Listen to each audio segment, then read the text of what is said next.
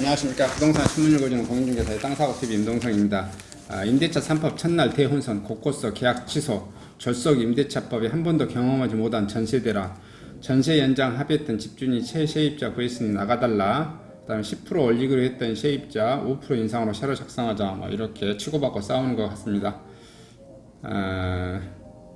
지금 온통 신문을 보니 이 서울 지역은 지금 임대차 3법 첫날 시행돼서 아주 집주인과 임차인 간의 거의 전쟁 수준인 것 같아요. 전화도 안 받고 의도적으로 또 내용 증명 보내고 또 중개사들한테 질의가 엄청 들어오고 이런 것 같습니다. 과속입법, 후폭풍, 임대차법 시행 당일에도 국토부 본인들도 모른답니다. 질의가 들어가면. 왜냐하면은 법을 만드는 국회의원도 뭔 내용을 자기네들이 만든지도 모르고 만들었어요.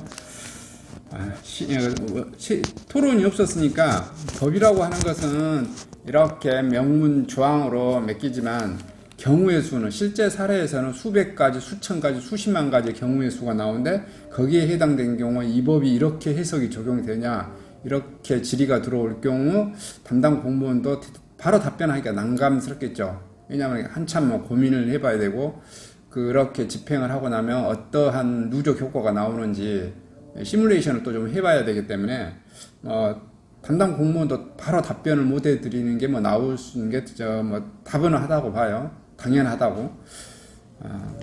그래서 담당 공무원도 답답하고 담당하는 공인중개사도 답답하고 임대인이나 임차인도 답답하고 그런 현상이 많이 벌어지겠죠.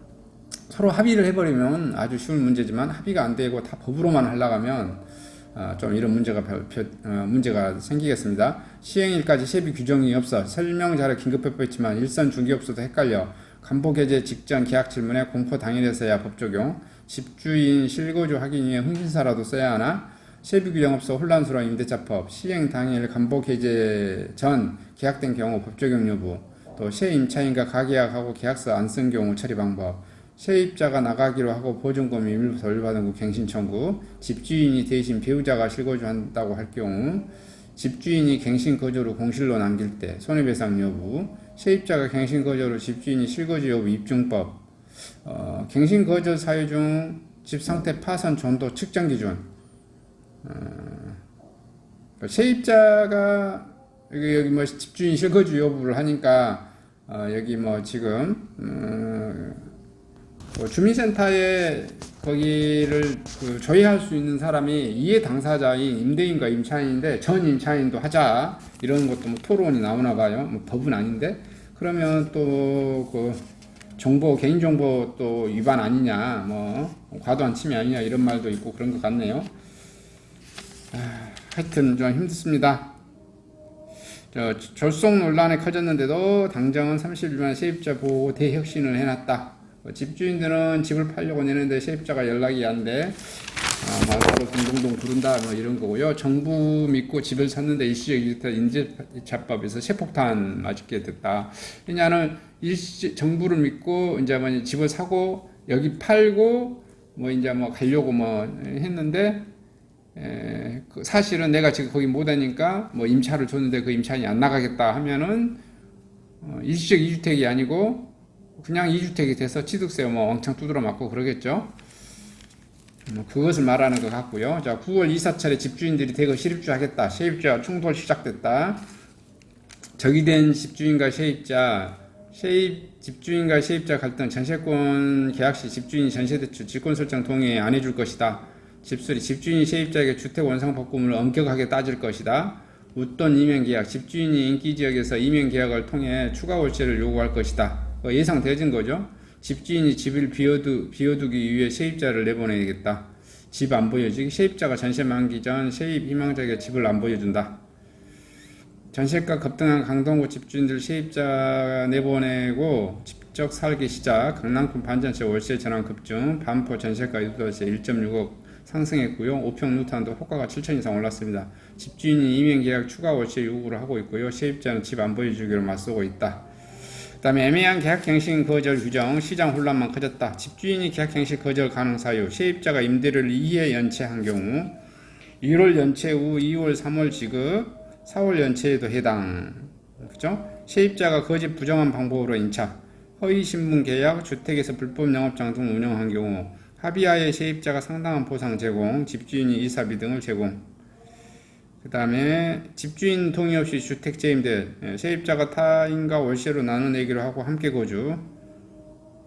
그 다음에 세입자가 주택 전부 또는 일부를 파손, 집주인이 동의 없이 집을 개조하는 경우, 이런 경우, 그 다음에 집주인이 들어가서 사는 경우, 또 집주인의 전속, 부모님이 들어가서 사는 경우, 집주인의 아들, 딸이 들어가서 사는 경우도 거절 가능합니다.